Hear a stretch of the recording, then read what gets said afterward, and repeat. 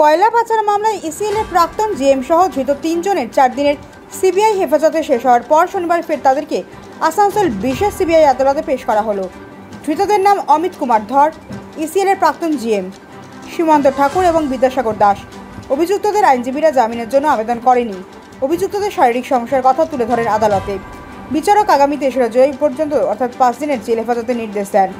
পাশাপাশি ওই দিন বিশেষ সিবিআই আদালতে হাজিরার আদেশ দেন। শুনানি হলো অমিত কুমার ধর এবং বাকি দুজন কি কদিনের জেল হেফাজত হলো, কি হলো, কি শুনানি হলো?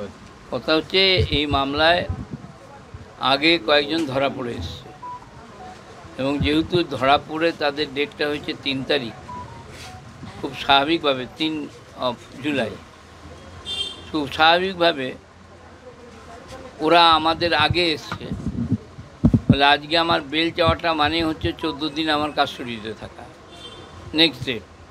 সেই জন্য আমরা আজকে বেল না চেয়ে মেডিকেল গ্রাউন্ডে আমরা বলেছিলাম যে যার যা শারীরিক প্রতিবন্ধকতা যা যা আছে এবং যারা যারা যে ডাক্তারের কাছে দেখান সেই প্রেসক্রিপশানগুলো দেওয়া, এবং আমাদের অমিতবাবুর কোমরে বেল্ট না হলে উনি কমফোর্টেবল ফিল করেন না, এবং কমোট এবং যাতে একটা মেডিকেটেড বেড হয় তার জন্য আমরা প্রেয়ার করেছি, subject to the approval of the doctor concern যারা ওকে দেখবেন।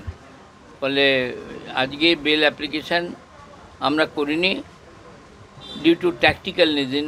তার কারণ হচ্ছে যে একটা বেল রিজেক্ট হলে নেক্সট ডেটটা 14 দিন পরে হয়, তাহলে আর 3 তারিখটা হচ্ছে 14 দিনের বহু আগে। এটা আসামির যে ইন্টারেস্ট তার প্রতিকূলে, তার অনুকূলে যেত না, প্রতিকূলে যেত। এই জন্য আজকে আমরা বেল অ্যাপ্লিকেশনটা মুভ করিনি, মেডিকেল গ্রাউন্ডটাকে মুভ করেছি। আর আমাদের নিয়ে গিয়েছিল যাদের, সেখানে কোনো ফুল পারপাস সার্ভ হয়, কিছুই পাওয়া যায়নি, এবং এটা routine for the routine remand for routine সেক।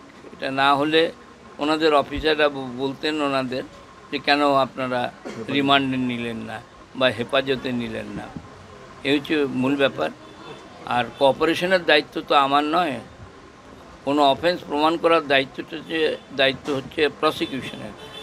আমি যদি বলে দিই যে আমি এটাকে করেছি, আমি ওটাকে করি, তাহলে তো সিবিআইয়ের দরকার নেই। এই হচ্ছে মূল ব্যাপার। মুখে